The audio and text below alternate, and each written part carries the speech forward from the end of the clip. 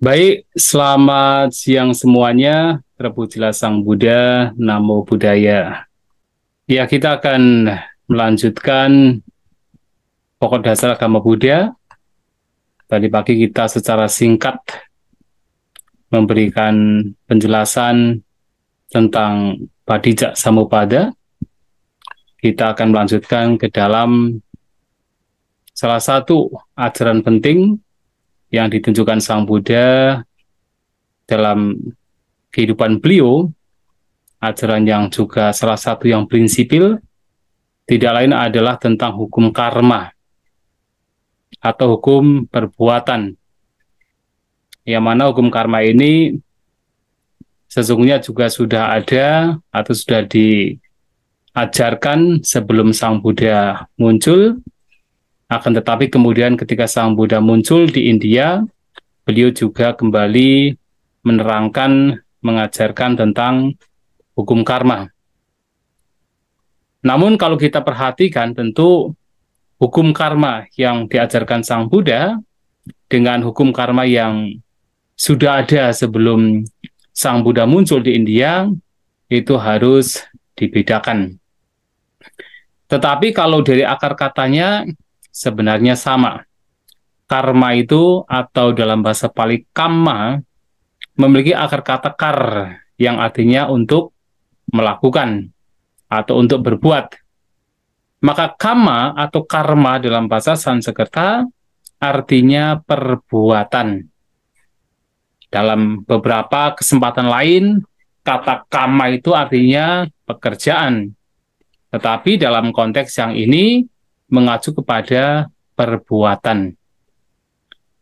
Nah, perbuatan atau kama yang ada dalam ajaran Buddha itu harus dipahami berbeda dari ajaran-ajaran lain yang walaupun sudah ada terlebih dahulu sebelum Sang Buddha muncul. Salah satunya adalah ajaran karma yang diajarkan oleh kaum Jaina yang ada pada zaman Sang Buddha, bahkan sebelum Sang Buddha muncul sudah ada. Nah, dalam ajaran Jaina, karma bagi mereka itu adalah menentukan seseorang mendapatkan penderitaan dan kebahagiaan, namun mereka punya anggapan bahwa hanya karma lampau saja yang itu menentukan. Maka ajaran dari Jaina disebut Bube kata hitu. Jadi apapun yang dialami oleh seseorang disebabkan oleh hanya apa yang dilakukan di masa lampau atau perbuatan masa lampau. Nah, ini tentu ditolak oleh Sang Buddha. Karena kalau berbicara tentang karma, Sang Buddha melihat bahwa karma ini muncul tidak hanya atau yang menentukan dalam konteks karma, tidak hanya yang lampau, tetapi juga karma yang sekarang. Jadi kita sekarang menderita, kita sekarang bahagia, itu disebabkan tidak hanya karma lampau, tapi juga adalah karma sekarang atau perbuatan sekarang. Tapi dalam kaum Jaina disebabkan secara keseluruhan oleh karma yang lampau. Maka ajaran mereka disebut Bube kata hetu wada. Wada adalah ajaran atau doktrin, hetu disebabkan, kata dilakukan atau perbuatan bube yang lampau. Jadi kita bahagia, kita menderita disebabkan oleh perbuatan yang lampau. Nah, ini tidak sesuai dengan ajaran Buddha yang mana menekankan bahwa perbuatan yang menentukan kita bahagia, kita menderita tidak hanya yang lampau, tetapi juga yang sekarang. Lebih lanjut, dalam ajaran Jaina, mereka juga memberikan pemahaman bahwasanya di antara jenis perbuatan yang kemudian mereka menggunakan istilah danda atau alat pemukul, itu lebih menekankan kepada jasmani, bukan kepada pikiran. Sang Buddha tentu menyampaikan ada 3 jenis pikiran. Ada ucapan, namanya 3 jenis perbuatan. Ada ucapan, perbuatan jasmani, ada juga perbuatan pikiran. Ada 3. Yang mana di antara 3 ini, dalam ajaran Buddha, yang paling memberikan pengaruh terbesar bagi perbuatan seseorang tidak lain adalah pikiran.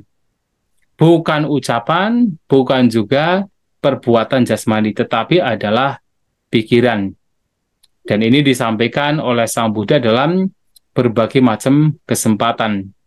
Misalnya dalam Samyutta Nikaya, beliau menyampaikan, menegaskan, Cittena Niyati Loko, bahwa dunia ini dimanage, diarahkan, atau diperintah itu oleh cita, oleh batin.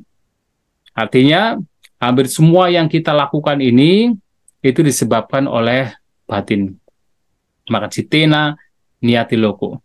Atau dalam Dhammapada pertama, yang kedua juga, bahwasanya dikatakan Mano Pubang Gama Dhamma, Mano Seta Mano Maya. Bahwa Dhamma yang memang mengacu kepada cetasika menurut kitab ulasan, itu dipimpin, dipelopori, dibentuk oleh Mano. Mano di sini mengacu kepada batin. Maka karena batin ini memberikan pengaruh yang besar sekali dalam setiap perbuatan seseorang, baik ucapan, perbuatan jasmani, dan pikiran itu sendiri, maka perbuatan batin atau perbuatan pikiran itu menjadi sangat signifikan atau sangat penting. Boleh dikatakan bahwa ucapan bahkan termasuk perbuatan jasmani itu merupakan manifestasi dari batin. Maka batin inilah yang kalau kita korelasikan dengan 3 jenis perbuatan, perbuatan yang muncul dari batin, ini yang paling berperan besar. Tapi dalam konteks ajaran karma dalam Jaina, justru yang paling besar adalah perbuatan jasmani.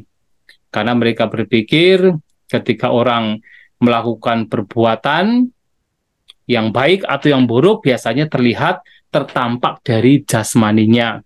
Jadi dari dari ucapannya atau dari perbuatan jasmani. Ketika orang membunuh, yang terlihat membunuh siapa? Jasmani. Ketika orang mencuri, ya siapa yang terlihat mencuri? Jasmani. Ketika orang berbohong, apa yang terlihat berbohong? Ucapan. Dan termasuk ketika orang berdana, apa yang terlihat? Jasmani sedang memberi. Ketika orang sedang berkata jujur, apa yang terlihat? Ucapan sedang berkata. Nah, karena melihat bahwa yang paling kasar, yang terlihat, yang tertampak adalah jasmani, maka oleh Jaina, perbuatan jasmani itu yang paling penting atau paling berperan dalam seseorang melakukan baik dan buruk, termasuk seseorang mendapatkan kebahagiaan maupun penderitaan. Nah, ini berbeda dari konsep karma dalam agama Buddha. Dan juga ada pertapa lain yang juga dalam hal ini tidak hanya pertapa tetapi juga Brahmana atau kaum Brahmana yang mempunyai pandangan tentang adanya hukum karma.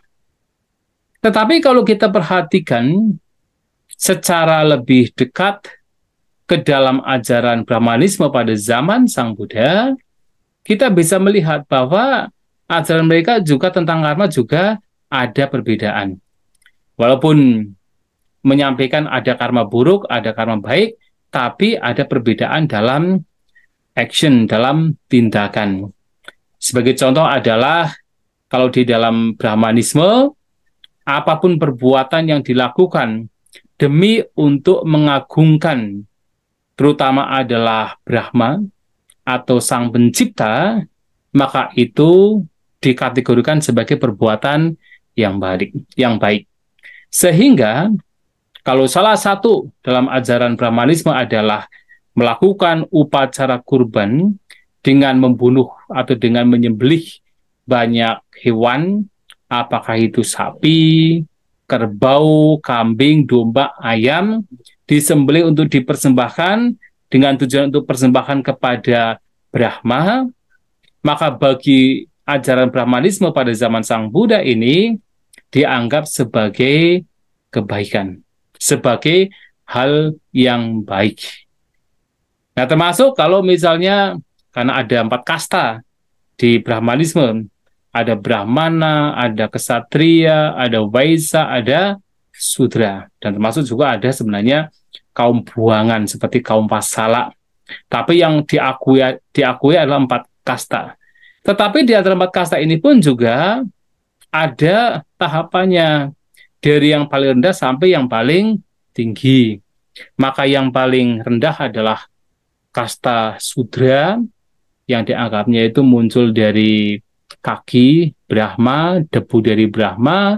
Kemudian kasta Waisa yang kedua dari bawah, yang itu muncul dari betis, ya, dari betis seorang Brahma. Kemudian kasta Ksatria muncul dari bahu, dan juga kasta Brahmana yang muncul dari mulut Brahma. Nah, karena ajarannya demikian, maka dalam ajaran Brahmanisme pada waktu itu menganggap bahwa semua kasta harus memberikan pelayanan kepada kasta Brahmana. Nah, apakah jadi kalau kalau kalau Sudra itu boleh memberikan pelayanan kepada siapa saja, baik itu Waisa, Ksatria, dan juga Brahmana. Nah, kalau kasta Waisa itu tidak boleh memberikan pelayanan kepada Sudra, tapi memberikan pelayanan kepada Ksatria dan juga Brahmana. Dan kasta Ksatria itu boleh memberikan pelayanan kepada Brahmana saja, tapi tidak kepada yang bawahnya. Dan semua kasta, dari Sudra, Waisa, dan juga Ksatria, harus memberikan pelayanan kepada Brahmana. Nah, ajarannya seperti ini, perbuatannya seperti ini, yang memang tertulis di dalam literatur, itu dianggap sebagai baik, karena ajaran yang dianggapnya sebagai ajaran dari Brahma itu sendiri yang harus ditaati. Nah, itu adalah ajaran karma dalam hal ini. Namun kalau kemudian ajarannya itu perbuatan yang dilarang oleh Brahma, yang dianggapnya sebagai bukan jalan yang baik, yaitu dianggap sebagai tidak baik atau karma yang buruk. Nah, sekarang dalam ajaran Buddha juga ada definisi. Apa itu karma baik, apa itu karma buruk. Nah, karma baik tidak lain adalah karma atau perbuatan yang memang menyebabkan kesejahteraan atau manfaat bagi diri sendiri dan juga bagi makhluk lain. Jadi definisinya itu bukan antara diri sendiri dengan Sang Pencipta atau Brahma, tetapi lebih kepada bagaimana diri sendiri ini setelah melakukan perbuatan mendapatkan manfaat untuk diri sendiri dan juga untuk orang lain. Dan juga tidak hanya bermanfaat di sini, tapi juga setelah kematian. Maka itu dikatakan sebagai karma yang baik. Nah, sebaliknya kalau kemudian karma tersebut, perbuatan tersebut, ternyata merugikan diri sendiri dan juga makhluk lain, apapun alasannya, karma tersebut, perbuatan tersebut, itu tidak baik.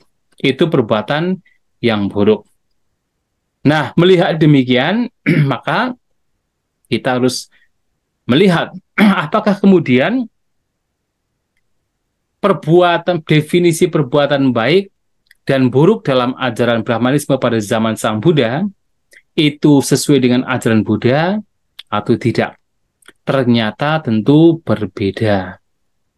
Salah satu contohnya tentu adalah dalam ajaran Buddha, pembunuhan dengan alasan apapun, penyembelihan, katakan makhluk termasuk binatang dengan alasan apapun, itu adalah kejahatan. Itu perbuatan yang buruk, yang tidak baik. Maka sementara dalam ajaran yang ini dianggap sebagai sebuah kebaikan karena menaati peraturan-aturan dari Sang Pencipta, yaitu Brahma.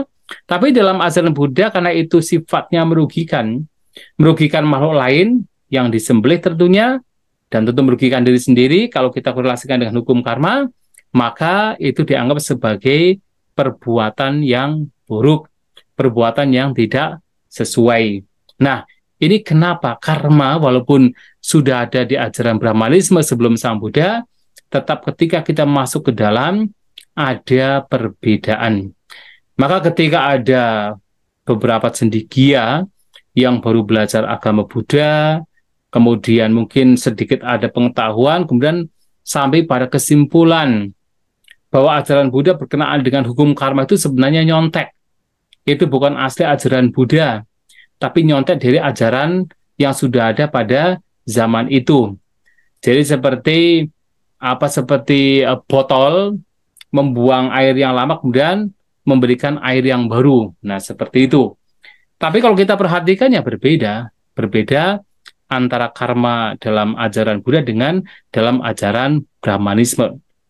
Nah, sehingga kalau berbicara tentang karma, perbuatan mana yang baik, mana yang tidak baik, maka juga dikatakan ada akar perbuatan yang baik, ada akar perbuatan yang buruk.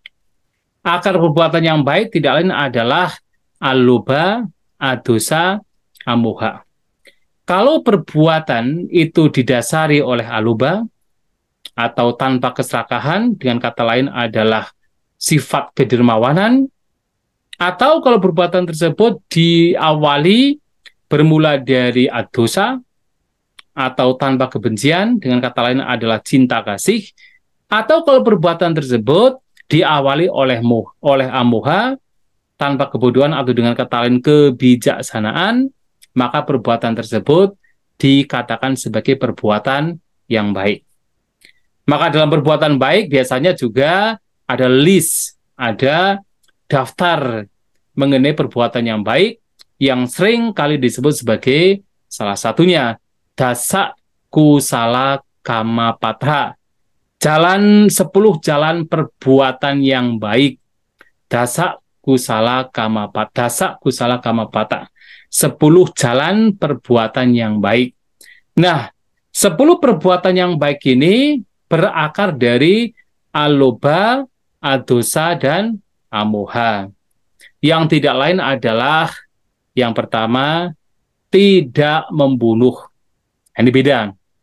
Kalau tadi pembunuhan dengan mengatasnamakan Sang Mencipta itu adalah kebaikan, tetapi dalam ajaran Buddha, pembunuhan dengan alasan apapun itu adalah kejahatan atau akusala kama, perbuatan yang tidak baik, perbuatan yang jahat, yang merugikan. Pertama, pembunuhan. Dan pembunuhan di sini tentu tidak hanya pembunuhan manusia, pembunuhan berbagai macam makhluk, termasuk binatang dan makhluk-makhluk lainnya. Ketika orang mencoba dan bahkan berhasil untuk membunuh, itu adalah perbuatan yang buruk. Yang kedua adalah pencurian, mencuri, mengambil apa yang tidak diberikan.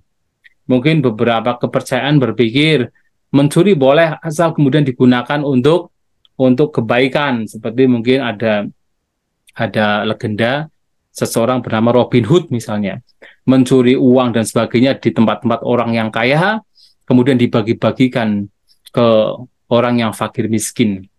Ya, pencurian itu tentu dengan alasan apapun adalah kejahatan, karena mengambil sesuatu yang bukan hak miliknya, bukan yang dimiliki, adalah kejahatan.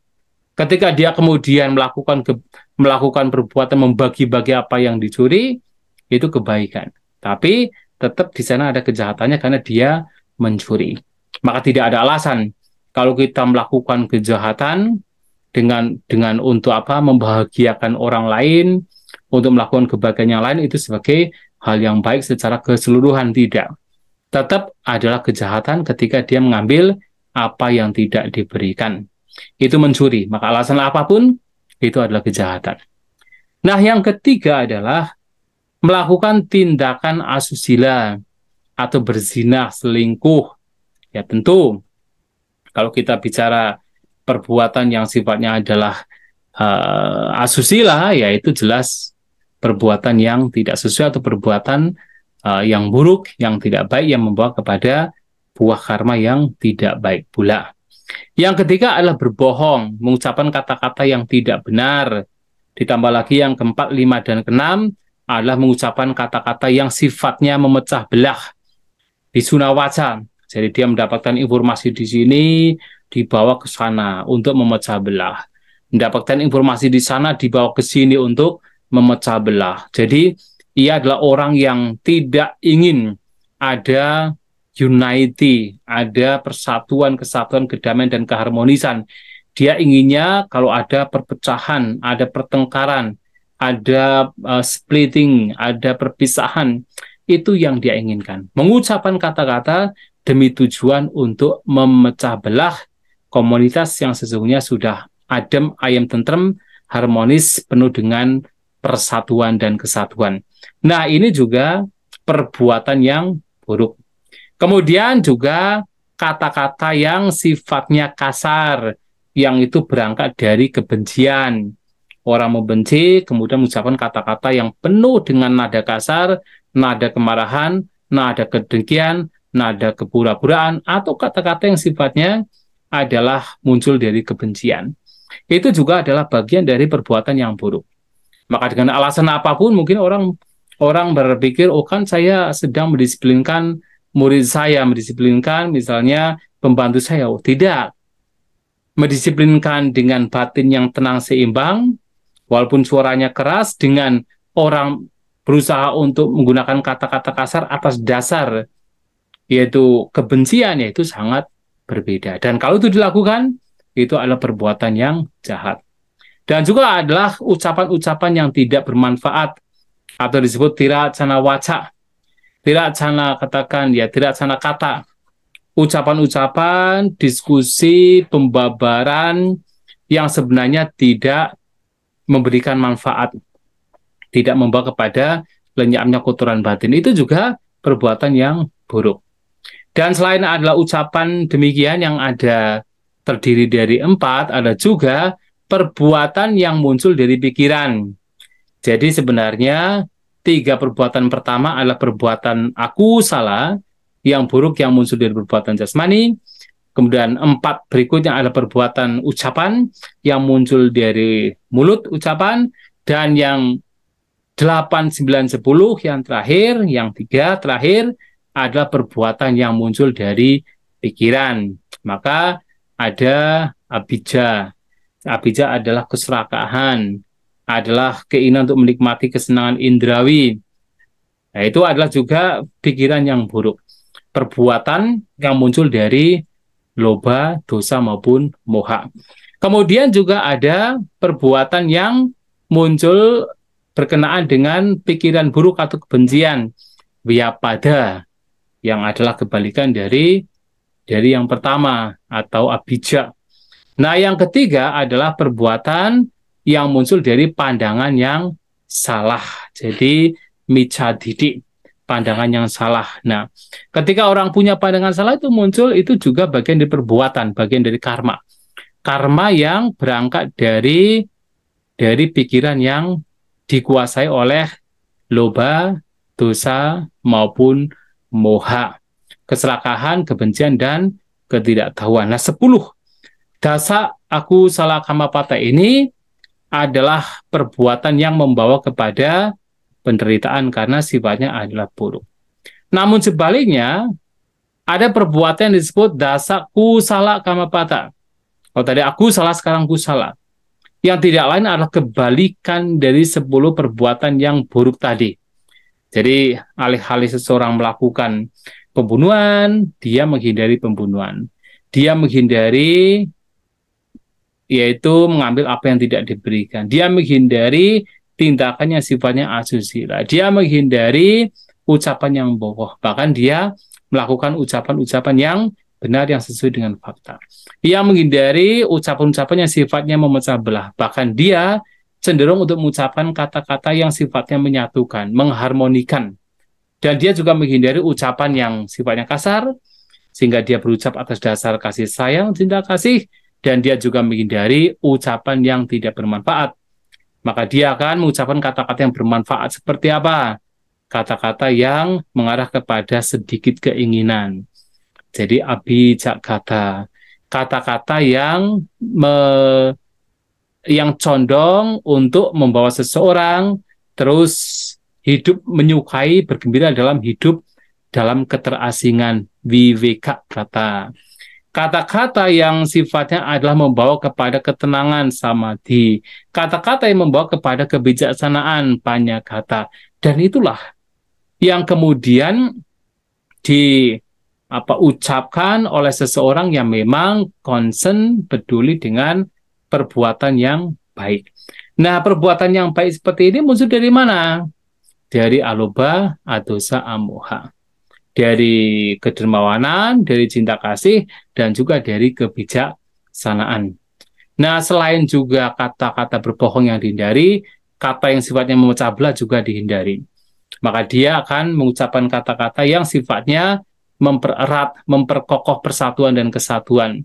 Mempererat, memperkokoh, mengembangkan keharmonisan, toleransi. Nah, itu adalah apa?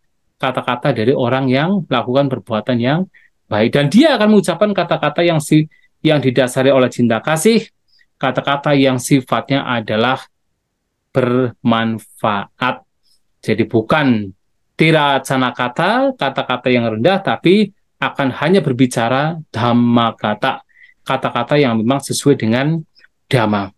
Nah, tidak hanya itu, bentuk pikiran yang baik yang adalah karma juga dilakukan oleh orang yang tahu, terutama umat Buddha, yang tahu tentang ini karma buruk, ini karma baik. Dan karma baik adalah yang berakar dari aloba, dosa, dan amoha, yang juga termanifestasi ke dalam bentuk pikiran. Nah, apa saja? Jadi kalau tadi yang karma buruk adalah abhija, maka di sini adalah bentuk pikiran yang sifatnya adalah nikama, meninggalkan berbagai kesenangan indera. Kalau tadi adalah vyapada, di sini adalah yaitu bentuk pikiran yang sifatnya adalah tidak membenci, tidak memiliki pikiran buruk, avyapada. Kalau yang satunya, yang buruk itu adalah micadidi. Nah, di sini mengembangkan samadhi, pandangan yang benar. Nah, kalau dengan pikiran yang disertai oleh katakan bukan keserakahan, bukan kebencian, pikiran tersebut disertai oleh pandangannya benar atau kebijaksanaan, maka itulah disebut sebagai dasa kusala kamapata. Perbuatan atau 10 jalan perbuatan yang baik, yang bermanfaat. Nah, ini adalah perbuatan yang baik yang didefinisikan oleh Sang Buddha. Ini salah satunya. Maka dari itu, sekali lagi bahwa perbuatan ini, definisi perbuatan itu adalah bagaimana perbuatan tersebut berdampak, berefek kepada kebahagiaan, kebermanfaatan, atau kerugian. Kalau berdampak berefek kepada kerugian dan ketidakbermanfaatan atau kerugian, maka itu adalah perbuatan yang buruk. Namun kalau perbuatan tersebut membawa kepada manfaat, membawa kepada keuntungan di sini dan setelah kematian, maka itu adalah perbuatan yang baik. Maka perbuatan baik pada dasarnya itu bermula berakar dari tanpa keserakahan, tanpa kebencian, dan tanpa ketidaktahuan. Namun perbuatan yang buruk berakar bermula dari akar yang disebut sebagai loba, dosa, dan moha. Keserakahan, kebencian, dan ketidaktahuan atau kebodohan.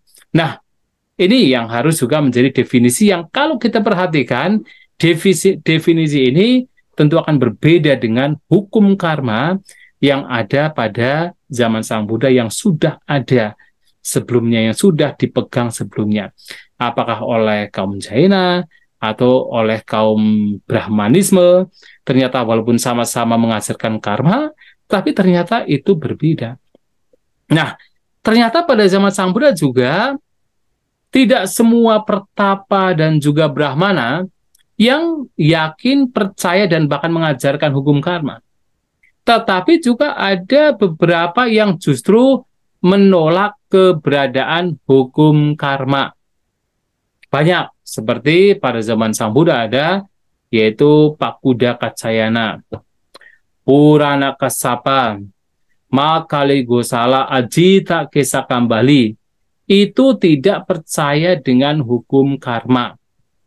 Sebagai contoh, Ajita Kesa Kambali mengajarkan ajaran yang menentang hukum karma.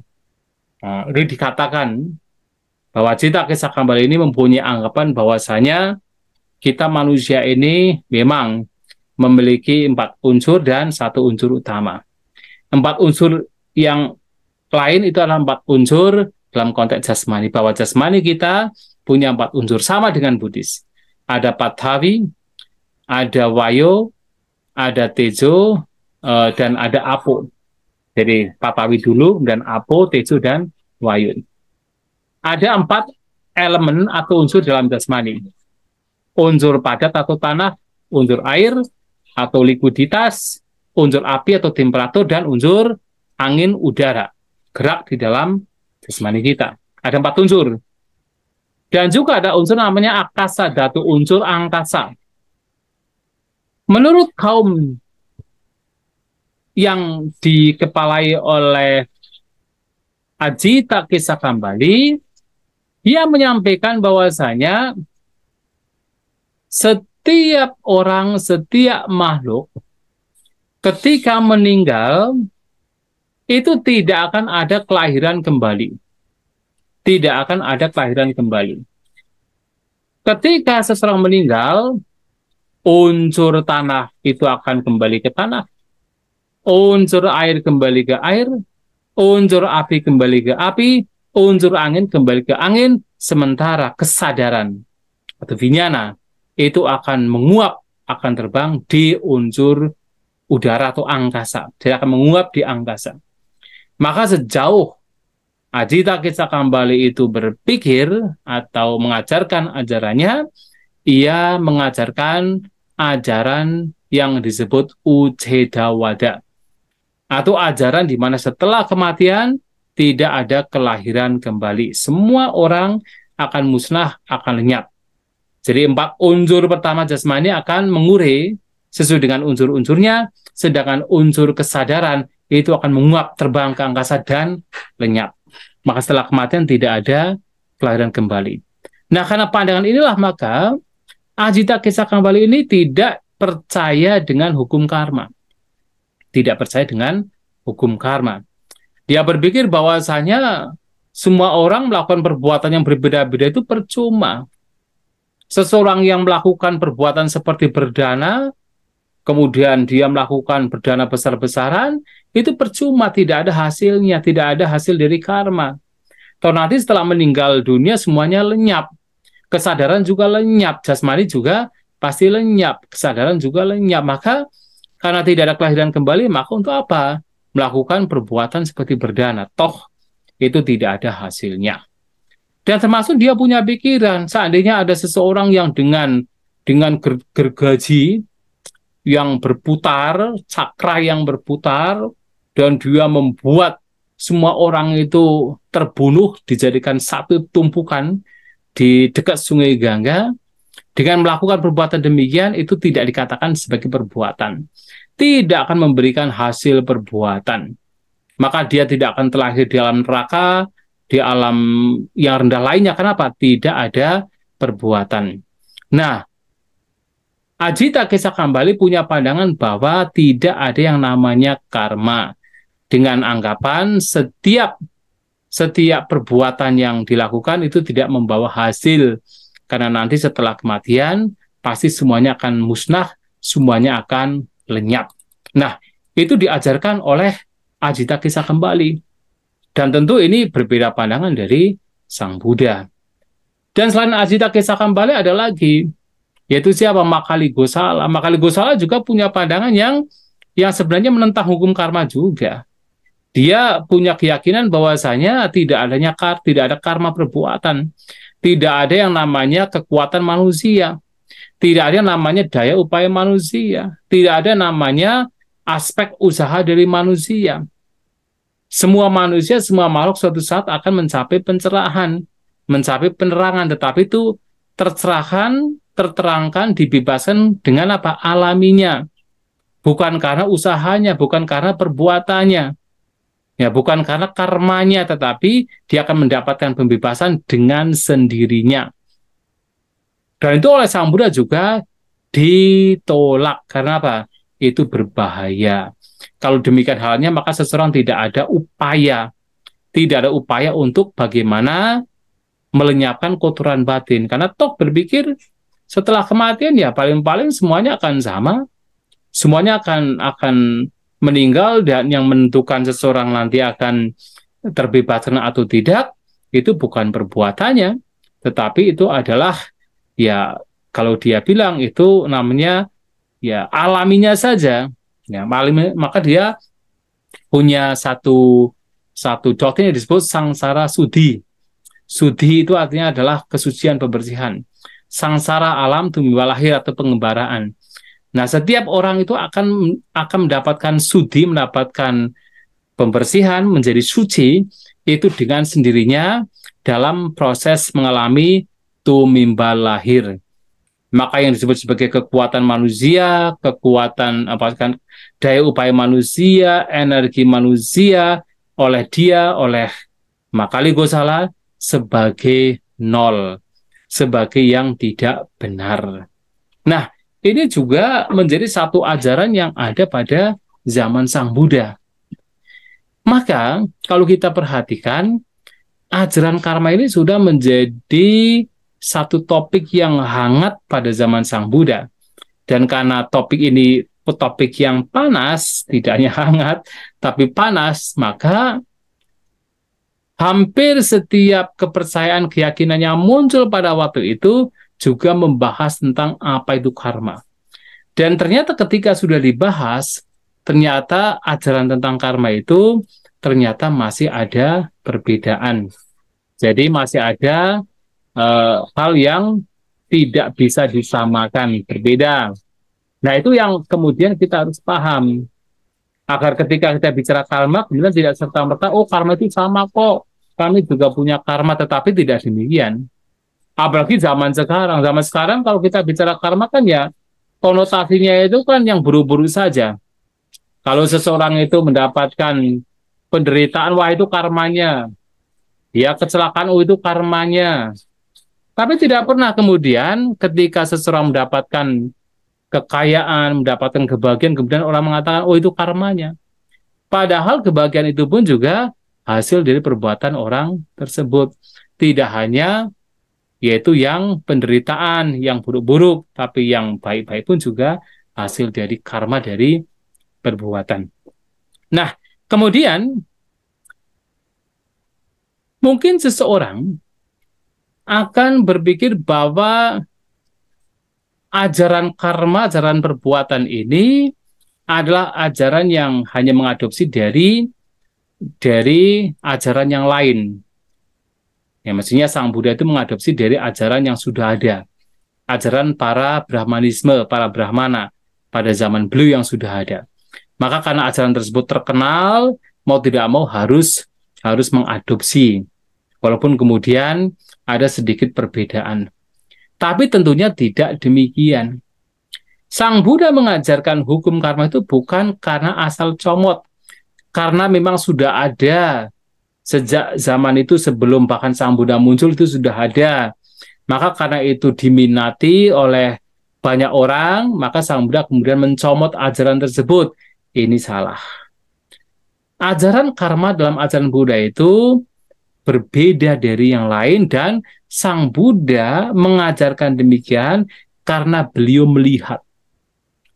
Beliau tidak hanya berteori, tidak hanya berlogika, karena beliau melihat. Beliau melihat melalui pengalaman sendiri, melalui kekuatan abinya, kekuatan kesaktiannya, melihat bahwasanya memang setiap makhluk, setiap manusia hidup dari karmanya masing-masing, dari perbuatannya masing-masing.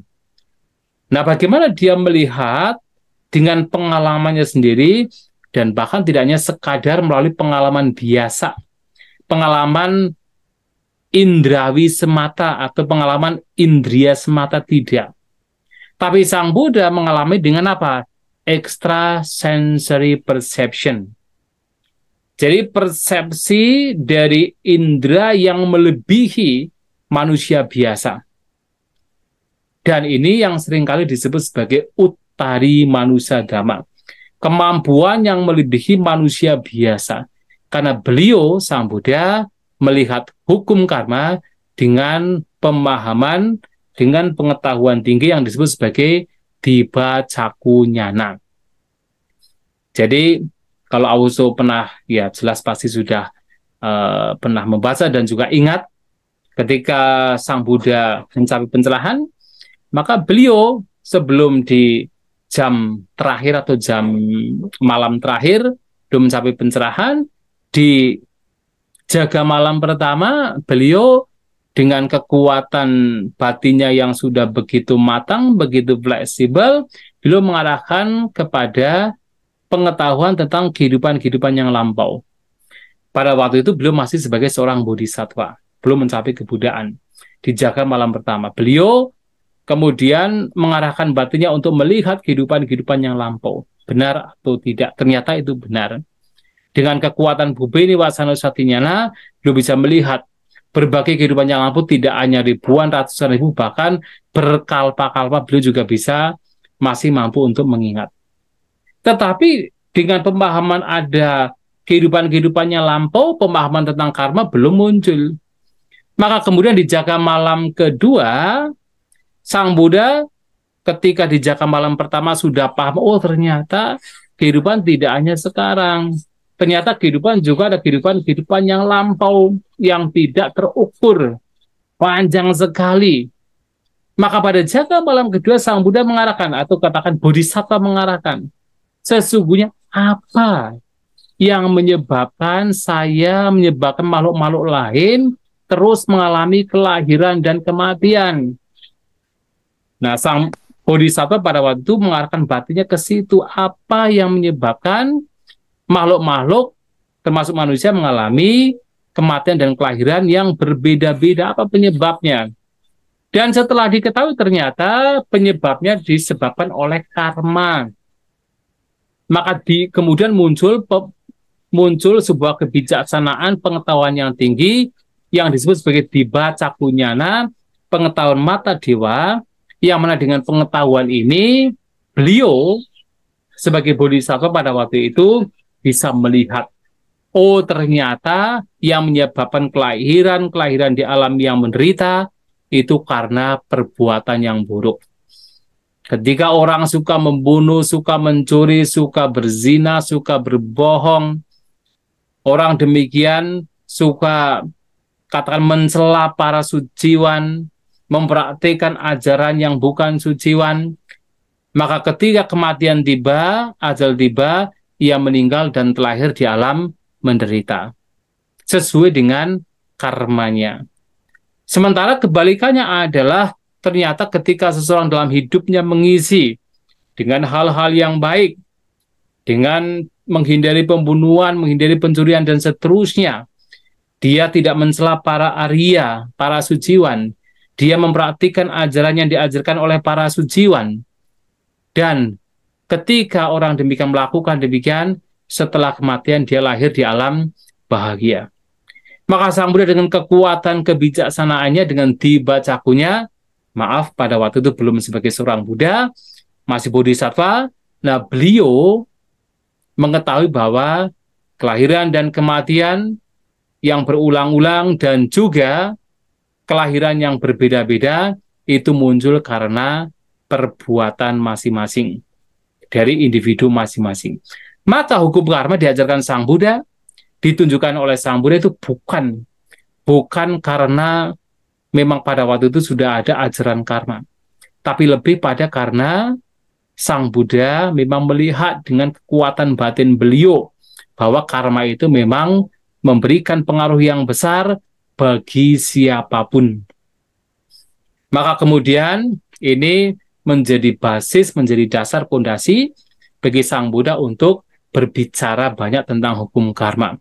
Bahwa manusia ini digawen atau diperintah atau dipengaruhi oleh karma atau perbuatannya masing-masing. Hingga kemudian ketika ada seorang pemuda, seorang Brahmana muda yang terkenal bernama Subha, ya, anak dari Brahmana Todya, kemudian bertemu dengan Sang Buddha. Salah satu pertanyaan ketika suatu saat bertemu adalah tentang kenapa kehidupan manusia bahkan sekarang itu berbeda-beda. Ada yang terlahir kaya, ada yang miskin, ada yang terlahir rupawan, ada yang tidak menawan, ada yang terlahir dengan punya pengaruh, ada yang tidak punya pengaruh, ada yang terlahir dengan umur pendek, ada yang panjang, ada yang terlahir dengan sakit-sakitan di tubuh, tapi ada yang terlahir dengan kesehatan. Apa yang menyebabkan perbedaan dari berbagai macam kelahiran? Bahkan kalau kita perhatikan, orang dilahirkan di tempat yang sama, di keluarga yang sama, tetapi akan ada perbedaan. Bahkan ketika orang dilahirkan dengan kembar, tentu sepertinya sama, tetapi juga tetap ada perbedaan. Maka satu orang dengan lainnya memiliki perbedaan dalam hidup. Ini tidak berbicara dalam kehidupan yang lain. Ada makhluk neraka, makhluk peta, binatang. Bahkan di alam manusia sendiri, setiap manusia punya perbedaannya masing-masing. Nah, inilah yang kemudian Sang Buddha menjawab bahwasanya sabesata, kama yoni, kama bandu, kama dayada, kama sako, ya, jadi sabesata, kama yani, kama yoni, kama bandu, kama sako, kama dayada. Jadi setiap manusia, bahkan semua makhluk, adalah pemilik dari perbuatannya sendiri, yaitu kama saka, pewaris dari perbuatannya sendiri, kama dayada, lahir dari perbuatannya sendiri, kama yoni, berkerabat dengan perbuatannya sendiri, kama bandu, terlindung oleh perbuatannya sendiri, kama tisarana, kama sarana, dan apapun perbuatan yang dilakukan itulah yang kemudian ia memetiknya, ia memperolehnya. Nah, di sini Sang Buddha menekankan bahwa perbedaan yang dimiliki oleh setiap manusia itu disebabkan karena perbuatannya masing-masing. Dan sekali lagi karena apa? Beliau Sang Buddha melihat sendiri, bukan karena menyontek ajaran tentang karma yang sudah ada. Beliau melihat sendiri dengan kekuatan kesaktiannya, dengan pengetahuan tingginya. Beliau melihat bahwasanya kenapa seseorang kok bisa terlahir di keluarga yang kaya sementara yang lainnya kok tidak berada, tidak berpunya. Karena apa? Karena seseorang suka berdana dalam kehidupan lampau, maka dia terlahir dengan kondisi yang cukup materi. Orang tidak suka berdana, orang pikir pelit, maka dia terlahir dalam kondisi yang memang dalam kondisi yang tidak berada, tidak tercukupi. Nah, itu penyebabnya, karena karma. Kenapa pula ada seseorang yang terlahir dengan wajah yang menawan, tapi ada juga yang tidak menawan? Ketika seseorang terus mengembangkan cinta kasih, memperlakukan orang lain dengan kasih sayang, dengan cinta kasih, dengan baik, ketika kelahiran terjadi di masa mendatang, dia terlahir dengan wajah yang rupawan. Atau dalam kesempatan lain, ketika seseorang berdana ke orang lain dengan penuh keyakinan, maka tidak hanya orang demikian terlahir dengan cukup materi, tapi dia terlahir pula dengan wajah yang tampan. Karena dia berdana dengan penuh keyakinan. Nah, karena seseorang itu selalu mengisi hidupnya dengan cinta kasih, kasih sayang, ada confidence, keyakinan di situ, ketika meninggal terakhir dengan wajah yang rupawan. Namun sebaliknya kalau orang suka marah-marah, sedikit disentil, kemudian kemarahannya memuncak, maka orang demikian tidak hanya sekarang kelihatannya tidak menyenangkan, bahkan setelah kematian dikatakan bisa terlahir di alam yang menderita, dan kalaupun kembali sebagai manusia, dia terlahir dengan wajah yang tidak menawan. Lantas kenapa seseorang kok terlahir dengan kondisi di mana badannya itu sakit-sakitan, yang lainnya kok sehat? Karena dia suka menyiksa makhluk lain, maka dia terlahir dengan badan yang sakit-sakitan. Dan karena dia suka menolong makhluk lain, maka dia terlahir dengan badan yang sehat. Kenapa seseorang terlahir dengan umur yang pendek, yang lainnya panjang?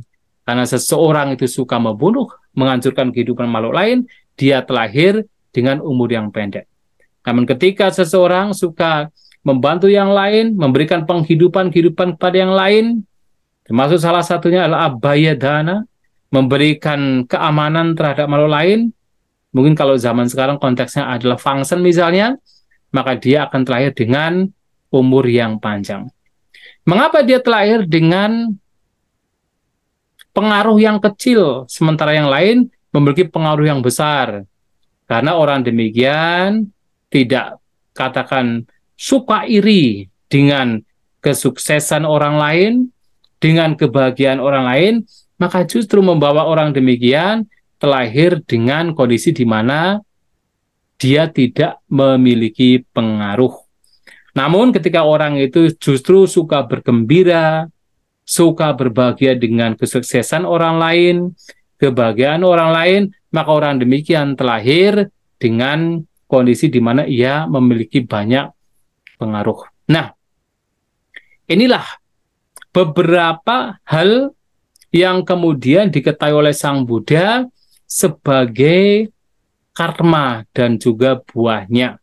Dan Sang Buddha melihat ini bukan sekadar karena menyontek atau mengopi dari ajaran lain, tetapi beliau memang melihat dengan pengetahuan beliau sendiri bahwasanya memang setiap makhluk itu lahir dari karmanya sendiri, mewarisi karmanya sendiri, berkerabat dengan karmanya sendiri, tergantung atau terlindungi oleh karmanya sendiri. Dan itulah Sang Buddha melihatnya dari sisi, karena beliau memang melihat dengan kekuatan kebijaksanaan beliau. Mungkin sampai di sini, kalau ingin ada yang ditanyakan, dipersilakan.